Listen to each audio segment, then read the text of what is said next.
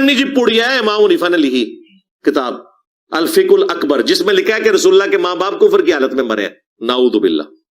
ہاں ملا علی قاری نے باقاعدہ دفاع کی ہے کہ ہمارا امام صحیح بھونک کے گیا تھا، کہ ہمارا امام صحیح بھونک کے گیا تھا، کہ ہمارا امام صحیح بھونک کے گیا تھا. شہریار بھائی ریسنٹلی اپنی ایک ویڈیو میں انجینئر محمد علی مرزا صاحب جو ہیں انہوں نے امام اعظم جو ہے ابو حنیفہ رحمۃ اللہ علیہ ان کی ایک کتاب کا حوالہ دیتے ہوئے کہا کہ وہ جو تھے وہ حضور صلی اللہ علیہ وآلہ وسلم جو ہیں ان کے والدین کو کافر سمجھتے تھے، مطلب وہ ان کی جو موت ہے وہ کفر پر ہوئی. یہ امام اعظم جو ہیں ابو حنیفہ وہ یہ سمجھتے تھے. یہ سب بیان کرتے ہوئے ان کے منہ سے کچھ ایسے نازیبا الفاظ نکل گئے جن کا چناؤ کرنا میرے خیال میں بالکل بھی بہتر نہیں تھا.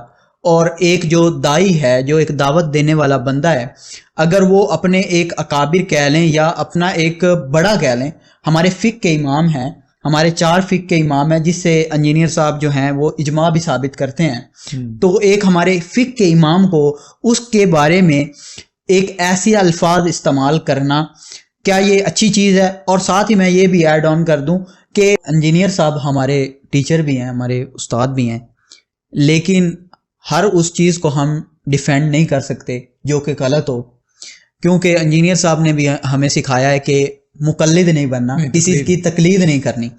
جب ہم بریلویت چھوڑ کر اس طرف آئے، جب ہم حنفیت چھوڑ کر اس طرف آئے تو ہم پر لازم ہے کہ انجینئر صاحب کی بھی تقلید نہ کی جائے. جہاں وہ قرآن و سنت سے ہٹ کر بات کریں ہم اس کے خلاف بولیں اور اس کو ریبٹل کریں کہ یہ قرآن و سنت کے خلاف بات ہو رہی ہے، اس پہ ہم انجینئر صاحب کے ساتھ اتفاق نہیں کرتے.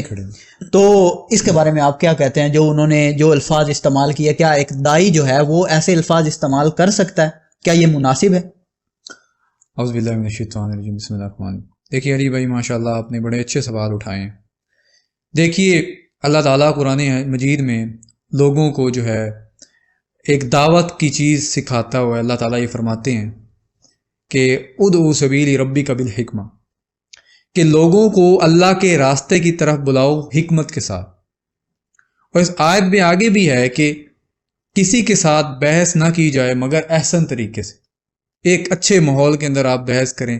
اور قرآن مجید میں اللہ تعالیٰ نے اور بھی کئی مقامات پہ فرمایا ہے، یہاں تک کہ اللہ تعالیٰ نے کافروں کے بتوں کے حوالے سے فرمایا نبی علیہ السلام کو اور صحابہ کو کہ ان کے بتوں کو گالیاں نہ دو، جو ان کے یہ جو من گھڑت انہوں نے یہ خود ساختہ معبود بنا لیے ہیں، ان کو گالی نہ دی جائے، کہ جواب میں وہ سچے رب کو نہ گالی دیں. اس طرح ہی ہے.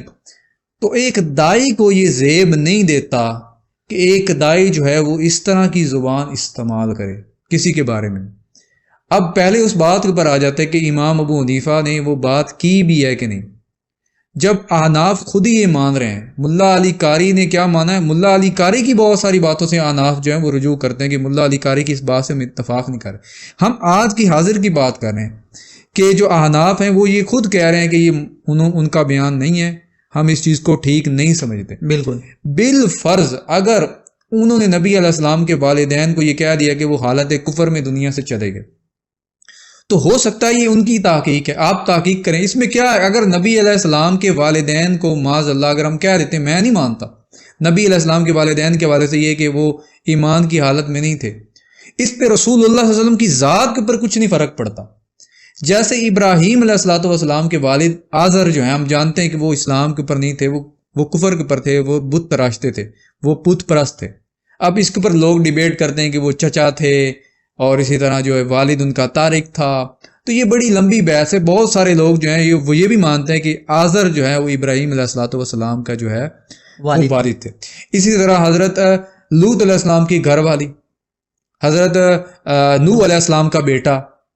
تو یہ اختیار ہم جب خود یہ تبلیغ کرتے ہیں کہ اللہ تعالیٰ چاہے تو وہ فرعون کی بیوی کو ہدایت دے دے، بے شک نہ چاہے تو اللہ تعالیٰ جو ہے وہ حضرت لوط علیہ السلام کی بیوی کو نہ ہدایت دے، نہ چاہے تو حضرت ابراہیم علیہ السلام کے والد کو نہ ہدایت دے. یہ اللہ تعالیٰ کی مرضی ہے.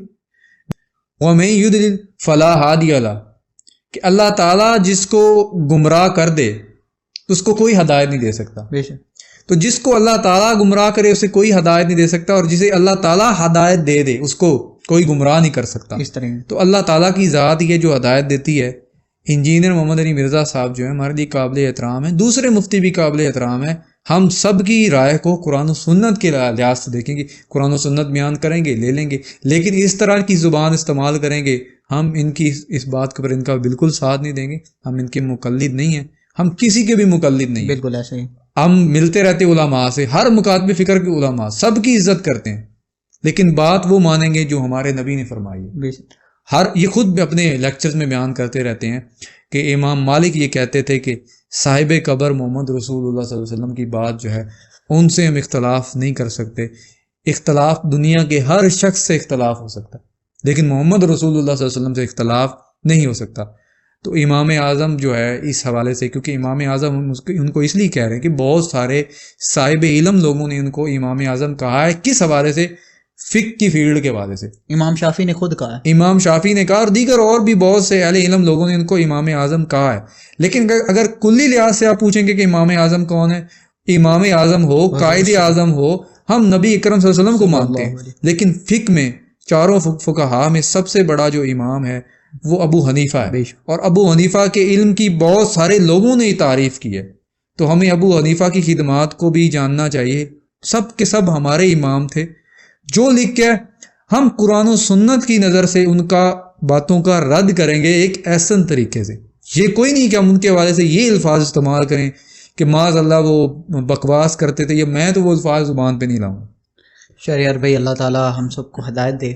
اور انجینئر صاحب امید ہے اس بات کو سمجھتے بھی ہیں کہ یہ غلط ہے, اور ایک جب بندہ کوئی بات کر رہا ہوتا ہے تو منہ سے کچھ الفاظ نکل جاتے ہیں جوش میں سبقت لسانی بھی ہو جاتی ہے. جی, تو ہم نے یہ اس لیے ضروری سمجھا ویڈیو بنانا, کیونکہ لوگ یہ نہ سمجھے کہ ہم کسی ایک چیز کو ریپریزنٹ کر رہے ہیں. اگر آج ہم اس پہ ویڈیو نہ بناتے تو ہمیں بھی یہی کہتے کہ ہم انجینئرنگ فرقے میں پڑ گئے ہیں کہ غلط کو غلط نہیں کہہ رہے.